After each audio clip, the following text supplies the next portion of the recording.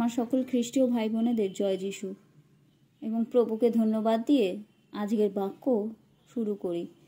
আদি পুস্তক তার 7 অধ্যায় পাঠের আরম্ভ এইরূপ। আর সদাপ্রভু নোহকে কহিলেন, তুমি সপরিবারে জাহাজে প্রবেশ করো, কেননা এই কালের লোকেদের মধ্যে আমার সাক্ষাতে তোমাকেই ধার্মিক দেখিয়াছি। তুমি সূচি পশুর স্ত্রী পুরুষ লইয়া প্রত্যেক জাতির 7 জোড়া এবং অসুচি পশুর স্ত্রী পুরুষ লইয়া প্রত্যেক জাতির 1 জোড়া এবং আকাশের পক্ষীদিগের স্ত্রী পুরুষ লইয়া প্রত্যেক জাতির 7 জোড়া সমস্ত ভূমণ্ডলে তাহাদের বংশ রক্ষার্থে আপনার সঙ্গে রাখো। কেননা 7 দিনের পর আমি পৃথিবীতে 40 দিবারাত্র বৃষ্টি বর্ষাইয়া আমার নির্মিত যাবতীয় প্রাণীকে ভূমণ্ডল হইতে উচ্ছন্ন করব। তখন নোহ সদাপ্রভুর আজ্ঞা অনুসারে সকল কর্ম করিলেন। নোহে 600 বৎসর বয়সে পৃথিবীতে জলপ্লাবন হইল।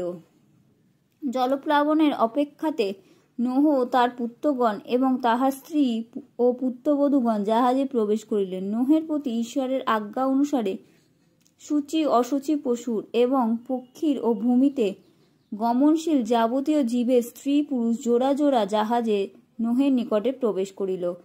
পরে সেই 7 দিন গত হইলে পৃথিবীতে জলপ্লাবন হইল।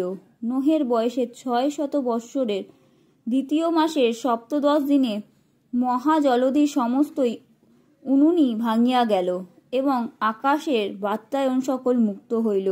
তাহাতে পৃথিবীতে 40 দিবারাত্র মহাবৃষ্টি হইল। সেই দিন নোহ এবং শেম, হাম ও জেফত নামে নোহের পুত্রগণ এবং তাহাদের সহিত নোহের স্ত্রী ও 3 পুত্রবধূ জাহাজে প্রবেশ করিলেন। আর তাহাদের সহিত সর্বজাতীয় বন্য পশু, সর্বজাতীয় গ্রাম্য পশু, সর্বজাতীয় ভূচর সরীসৃপ জীব এবং সর্বজাতীয় পক্ষী, সর্বজাতীয় খেচর, প্রাণবায়ু বিশিষ্ট সর্বপ্রকার জীব জন্তু জোড়া জোড়া জাহাজে নোহের নিকটে প্রবেশ করিল। ফলত তাহার প্রতি ঈশ্বরের আজ্ঞা অনুসারে সমস্ত প্রাণী স্ত্রী পুরুষ প্রবেশ করিল। পরে সদাপ্রভু তাহার পশ্চাৎ দ্বার বন্ধ করিলেন। আর 40 দিন পর্যন্ত পৃথিবীতে জলপ্লাবন হইল। তাহাতে জল বৃদ্ধি পাইয়া জাহাজ ভাসাইলে তাহা মৃত্তিকা ছাড়িয়া উঠিল। পরে জল প্রবল হইয়া পৃথিবীতে অতিশয় বৃদ্ধি পাইল এবং জাহাজ জলের উপরে ভাসিয়া গেল। আর পৃথিবীতে জল অত্যন্ত প্রবল হইল। আকাশমণ্ডলের অধস্থিত সকল মহাপর্বত মগ্ন হইল। তাহার উপরে 15 হাত জল উঠিয়া প্রবল হইল। পর্বত সকল মগ্ন হইল। তাহাতে ভূচর যাবতীয় প্রাণী, পক্ষী, গ্রাম্য ও বন্য পশু, ভূচর সরীসৃপ সকল এবং মনুষ্য সকল মরিল। স্থলচর যত প্রাণীর নাসিকাতে প্রাণবায়ুর সঞ্চার ছিল সকলে মরিল।